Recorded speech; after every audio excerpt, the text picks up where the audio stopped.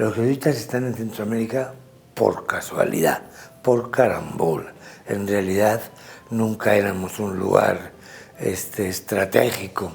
En el tiempo de Borja pensaba que Guatemala puede ser estratégica, pero en realidad éramos lugar de paso. Panamá se convirtió en la primera expedición que fue a Perú, que fue la primera expedición jesuita, fuera de Brasil, que tiene otra historia, pero la primera en América Latina, porque claro, tuvo que pasar por Panamá. Y entonces la gente pedía, la alcaldía pedía que se quedaran y todo eso. Entonces, y en Guatemala una cosa parecida. Venía un provincial de Perú que iba para México y al pasar por Nicaragua le pidieron que por favor se quedaran los jesuitas. Un montón de casualidades, de modo que a finales del 16 e inicios del 17, primero fue Panamá, después fue Guatemala, se establecieron los jesuitas con dos objetivos: educar y evangelizar. Primero educar, por eso abrieron colegios en ambos sitios y después estos colegios se convirtieron en universidades. O sea, que las dos primeras universidades de Centroamérica fueron jesuitas.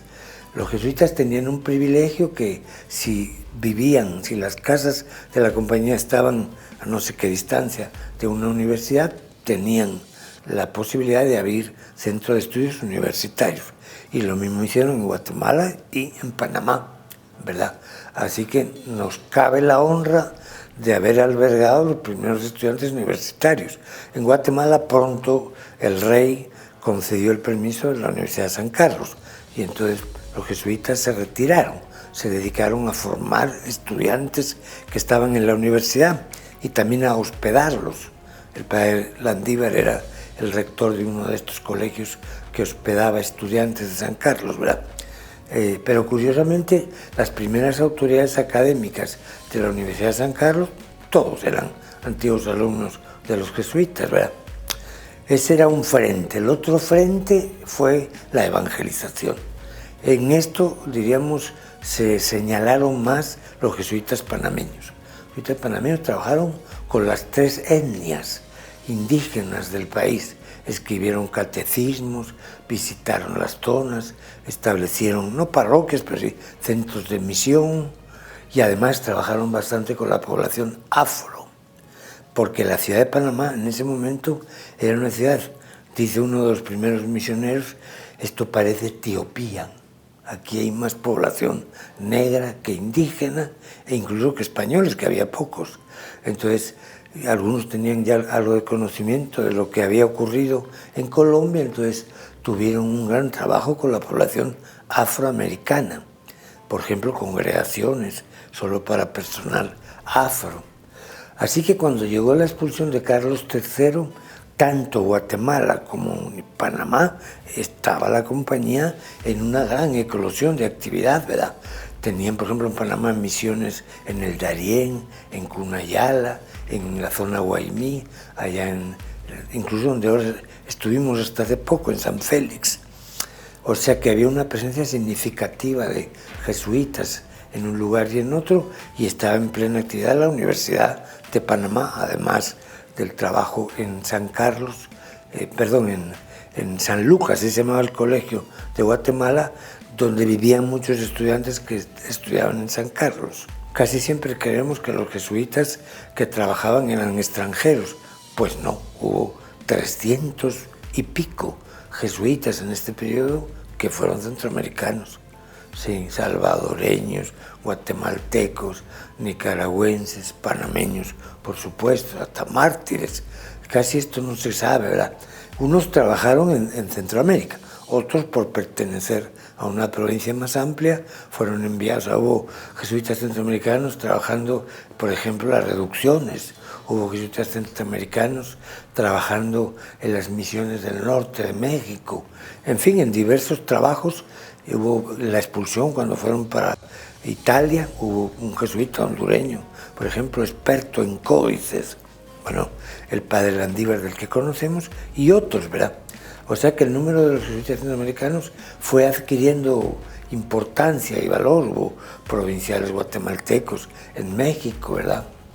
Etcétera, ¿verdad? Hubo un peso significativo de los jesuitas de Centroamérica. Imagínate que el capitán, creo que era capitán de los infantes, o sea, del ejército, digamos, en Panamá, que tenía que darle la noticia al superior, porque llegó una carta sellada, no se podía abrir hasta no sé qué fecha para que fuera una decisión coordinada en todas las capitanías de América Latina. Pues el que tenía que transmitir apreciaba tanto a los jesuitas que se murió. Le dio, parece que un infarto, así que le tocó a otro. Fue una decisión muy dura, muy difícil y muy poco popular, para muchos un poco desconcertante, porque obedecía razones que más tenían que ver con Perú, con México tal vez, con la época, con la zona de las reducciones, pero Centroamérica. Entonces, pues sí, llegó el ejército a los dos sitios, Panamá, Guatemala, cerró las casas, prohibió el culto, hicieron un avalúo de todas las propiedades y después los condujeron por tierra. Los panameños salieron hasta Portobelo y de ahí los embarcaron a Cuba. Los guatemaltecos salieron hasta el puerto de Santo Tomás y de ahí salieron también para Cuba, ¿verdad? Se juntaron después en Sicilia, de ahí fueron a Córcega, Puerto de Santa María, primera. Ahí juntaron españoles, latinoamericanos, y nunca ha habido tantos jesuitas juntos y presos. Entonces de ahí fueron a Córcega. Y entonces el Papa no quería recibirlos para presionar, así que pasaron un tiempo de mucha pobreza y por fin llegaron a los estados pontificios. Los de Guatemala vivieron más en Bolonia, ahí fue donde murieron la mayoría de ellos. Y los panameños vivieron más en Faenza. Cuando se volvió a aprobar la compañía, solo un jesuita centroamericano logró regresar, un guatemalteco, el padre Portillo, ya enfermo, y murió en Cuba, o sea que nunca llegó a Centroamérica, así que nunca más volvieron. Además, algunos lo interpretaron como un castigo, pero los dos edificios sufrieron un terremoto, un temblor, se destruyeron, tanto la iglesia y residencia de los jesuitas en Antigua, que ha sido reconstruida modernamente, como la de Panamá, que esa nunca ha sido reconstruida. Esa fue de un incendio. Así que todo acabó sepultado, ¿verdad?